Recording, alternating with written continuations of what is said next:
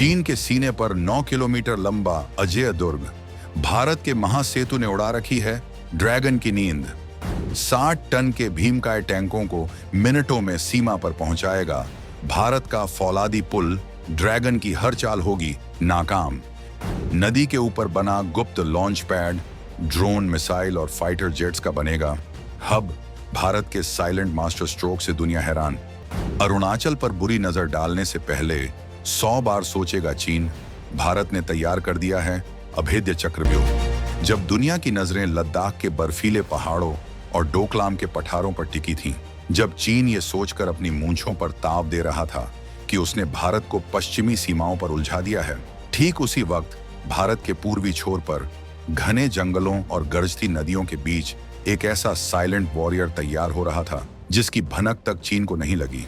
ये कोई मिसाइल नहीं थी, कोई लड़ाकू विमान नहीं था, बल्कि ये था स्टील और कंक्रीट से बना एक ऐसा दैत्य, एक ऐसा महाअस्त्र जिसने भारत के सबसे दुर्गम माने जाने वाले इलाके को उसकी सबसे बड़ी ताकत में बदल दिया है। चीन हमेशा से भारत के पूर्वोत्तर को उसकी कमजोर नस मानता आया था। उसे लगता था कि यहाँ का मुश्किल पहाड़ी इलाका और चौड़ी नदियां हमेशा उसकी घुसपैठ में मददगार साबित होंगी। वो सोचता था कि अगर कभी टकराव की नौबत आई तो भारतीय सेना यहाँ तेजी से पहुंच ही नहीं पाएगी। लेकिन चीन की ये सारी प्लानिंग, सारे सपने भारत के एक ही मास्टर स्ट्रोक ने चकनाचूर कर दिए। भारत ने एक ऐसा फौलादी रास्ता तैयार कर दिया है जो न सिर्फ विकास की रोशनी लेकर आया है, बल्कि भारतीय सेना की फौलादी बाजुओं को चीन की गर्दन तक पहुंचने की ताकत भी देता है। ये कौन सा महासेतु है जिसने चीन की रातों की नींद और दिन का चैन छीन लिया है? हम आपको बताएंगे इस धमाकेदार खबर की पूरी कहानी, तो बने रहिएगा वीडियो पर। और इस संबंध में आपके जो भी विचार हो कमेंट में लिखकर जरूर बताइएगा। तो चलिए अब पर्दा उठाते हैं भारत के उस महा इंजीनियरिंग अजूबे से जो आज चीन के लिए सबसे बड़ा सिरदर्द बन चुका है। जब भी भारत के सबसे लंबे पुल की बात आती है तो लोगों के दिमाग में गंगा, यमुना या ब्रह्मपुत्र जैसी विशाल नदियों के नाम आते हैं। लेकिन आपको जानकर हैरानी होगी कि भारत का सबसे लंबा नदी पुल इन मशहूर नदियों पर नहीं, बल्कि ब्रह्मपुत्र की एक शक्तिशाली सहायक नदी लोहित के सीने पर बना है। इसका नाम है डॉक्टर भूपेन हजारिका सेतु, जिसे दुनिया ढोला सादिया पुल के नाम से भी जानती है। ये पुल असम के तिनसुकिया जिले में स्थित है और इसकी लंबाई है 9.15 किलोमीटर। जी हाँ, लगभग 10 किलोमीटर लंबा। एक ऐसा विशालकाय ढांचा जो मुंबई के प्रसिद्ध बांद्रा वर्ली सी लिंक से भी 3.5 किलोमीटर ज्यादा लंबा है। 26 मई 2017 को जब प्रधानमंत्री नरेंद्र मोदी ने इस पुल का उद्घाटन किया तो यह सिर्फ एक पुल का उद्घाटन नहीं था, बल्कि यह पूर्वोत्तर के भाग्य और भारत की सामरिक शक्ति के एक नए अध्याय की शुरुआत थी। इस पुल का नाम असम के गौरव, भारत रत्न डॉक्टर भूपेन हजारिका को समर्पित किया गया, जिनकी आवाज ने इस क्षेत्र की आत्मा को सुर दिए थे।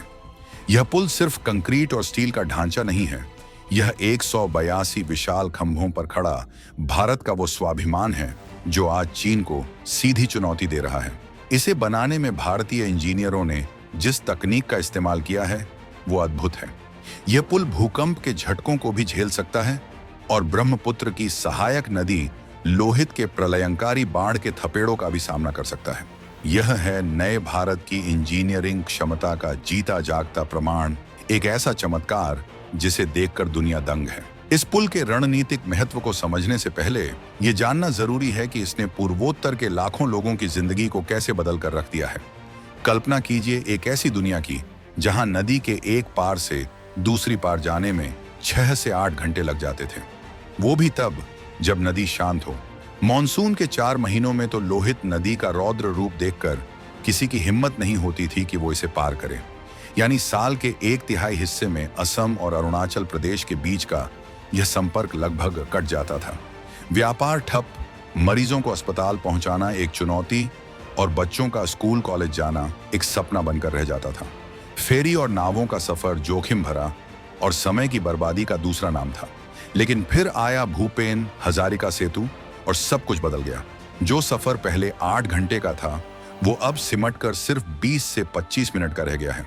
सोचिए, 8 घंटे बनाम 20 मिनट। यह सिर्फ समय की बचत नहीं है, यह इस क्षेत्र के लिए एक नई सुबह है। अब अरुणाचल के किसानों के फल और सब्जियां कुछ ही घंटों में असम के बड़े बाजारों तक पहुंच जाती हैं। मरीजों को समय पर इलाज मिल रहा है, बच्चे बेहतर शिक्षा के लिए आसानी से बड़े शहरों तक आ जा रहे हैं। इस एक पुल ने व्यापार, पर्यटन और सामाजिक संपर्क की नई संभावनाएं खोल दी हैं। यह पुल सिर्फ असम और अरुणाचल को नहीं जोड़ता, बल्कि यह पूर्वोत्तर के लोगों के दिलों को भारत की मुख्य धारा से जोड़ता है। ये विकास की वो जीवन रेखा है, वो वरदान है जिसने इस क्षेत्र की तस्वीर और तकदीर दोनों को हमेशा के लिए बदल दिया है। यह पुल चीन के उस मनोवैज्ञानिक प्रचार को भी तोड़ता है जो कहता था कि दिल्ली पूर्वोत्तर से बहुत दूर है। यह पुल बताता है कि दिल्ली का दिल पूर्वोत्तर के लिए धड़कता है। लेकिन यह पुल सिर्फ विकास की गंगा नहीं बहाता, ये दुश्मनों के लिए प्रलय की आग भी ला सकता है। और यही वो पहलू है जिसने चीन की सेंट्रल मिलिट्री कमीशन में बैठे जनरलों के माथे पर चिंता की लकीरें खींच दी हैं। भूपेन हजारिका सेतु का निर्माण भारत चीन सीमा से मात्र 100 किलोमीटर की हवाई दूरी पर किया गया है। चीन को हमेशा लगता था कि अरुणाचल प्रदेश का दुर्गम पहाड़ी इलाका और बीच में बहने वाली चौड़ी नदियां उसके लिए एक प्राकृतिक सुरक्षा कवच का काम करेंगी। उसे गुमान था कि भारत इस इलाके में कभी भी तेजी से अपनी सेना और भारी हथियार तैनात नहीं कर पाएगा। लेकिन इस 9.15 किलोमीटर के महामार्ग ने चीन के इस गुमान को चकनाचूर कर दिया है। यह पुल इतना मजबूत बनाया गया है कि इस पर से भारतीय सेना के 60 टन वजनी T-90 भीष्म और अर्जुन जैसे मुख्य युद्धक टैंक आसानी से गुजर सकते हैं।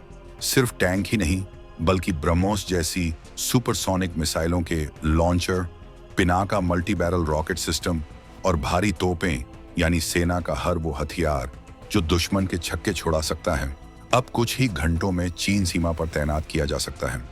पहले जहां सेना को सीमा तक पहुंचने में 2 से 3 दिन लग जाते थे, अब वही काम कुछ ही घंटों में हो सकता है। यह पुल भारतीय सेना को रैपिड रिस्पॉन्स यानी बिजली की गति से जवाबी कार्रवाई करने की क्षमता देता है। अगर चीन ने सीमा पर कोई भी दुस्साहस करने की कोशिश की, तो भारतीय सेना का वज्र प्रहार इतनी तेजी से होगा कि उसे संभलने का मौका भी नहीं मिलेगा। यह पुल सिर्फ एक कनेक्शन नहीं, बल्कि चीन के लिए बिछाया गया एक रणनीतिक जाल है, एक ऐसा साइलेंट मास्टर स्ट्रोक जिसने चीन की सारी सैन्य योजनाओं पर पानी फेर दिया है। अगर आप सोच रहे हैं कि इस पुल का काम सिर्फ टैंकों और ट्रकों को गुजारना है, तो आप भारत के ग्रैंड प्लान को अभी समझ नहीं पाए हैं। यह पुल सिर्फ वर्तमान की जरूरत नहीं, बल्कि भविष्य के युद्धों का एक गुप्त लॉन्च पैड है। रक्षा विशेषज्ञ मानते हैं कि इस पुल और इससे जुड़े इंफ्रास्ट्रक्चर को भविष्य में एक मल्टी मॉडल लॉजिस्टिक कॉरिडोर में बदला जा सकता है, जहां सड़क, रेल और ड्रोन लॉजिस्टिक्स एक साथ काम करेंगे। कल्पना कीजिए युद्ध की स्थिति की, जब इसी पुल का इस्तेमाल भारत के स्वदेशी UAV और हथियारबंद ड्रोन्स की तेज तैनाती के लिए एक हब के रूप में किया जाएगा। यानी चीन को जमीन से ही नहीं, बल्कि आसमान से भी चौतरफा घेरा जाएगा। यह पुल उस पूरे इलाके को एक स्ट्रेटेजिक लॉन्च पैड में बदल देता है, जहां से भारत अपनी आक्रामक क्षमताओं को चीन के बहुत करीब से ऑपरेट कर सकता है। यह भारत का वो छिपा हुआ गेम प्लान है जिस पर पश्चिमी देश भी हैरान हैं। दुनिया सोचती थी कि भारत का ध्यान सिर्फ पाकिस्तान सीमा या हिंद महासागर पर है, लेकिन भारत ने चुपचाप पूर्वोत्तर में एक ऐसा रैपिड रिस्पॉन्स जोन बना दिया है जो चीन को पूर्वी मोर्चे पर भी उलझाए रखेगा। यह पुल चीन को एक साथ कई मोर्चों पर लड़ने के लिए मजबूर करता है, जिससे उसकी सैन्य ताकत बढ़ जाती है और भारत को एक बड़ी रणनीतिक बढ़त हासिल होती है। यह सिर्फ कनेक्टिविटी का प्रोजेक्ट नहीं, ये भारत की दूरगामी सोच और आक्रामक रक्षा नीति का एक जीता जागता सबूत है। यानी भूपेन हजारिका सेतु सिर्फ स्टील और कंक्रीट का एक पुल नहीं है, यह चीन को भारत का एक मौन लेकिन स्पष्ट संदेश है। यह संदेश है कि 1962 का भारत अब इतिहास बन चुका है। यह संदेश है कि अरुणाचल प्रदेश भारत का अभिन्न अंग था, है और हमेशा रहेगा। यह संदेश है कि हमारी जमीन पर उठने वाली हर बुरी नजर का जवाब देने के लिए हम पूरी तरह से तैयार हैं। यह पुल एक ड्यूल अटैक रणनीति का हिस्सा है। एक तरफ यह विकास, व्यापार और पर्यटन को बढ़ावा देकर पूर्वोत्तर के लोगों को आर्थिक रूप से मजबूत करता है और उन्हें भारत की मुख्य धारा से मजबूती से जोड़ता है। वहीं दूसरी तरफ यह भारतीय सेना को वो ताकत देता है जिससे कोई भी दुश्मन इस इलाके की तरफ आंख उठाकर देखने की हिम्मत न कर सके। जब इस पुल पर सेना के काफिले गुजरते हैं, तो यह सिर्फ वाहनों की गड़गड़ाहट नहीं होती, यह नए भारत की वो हुंकार होती है जो सीधे बीजिंग तक सुनाई देती है।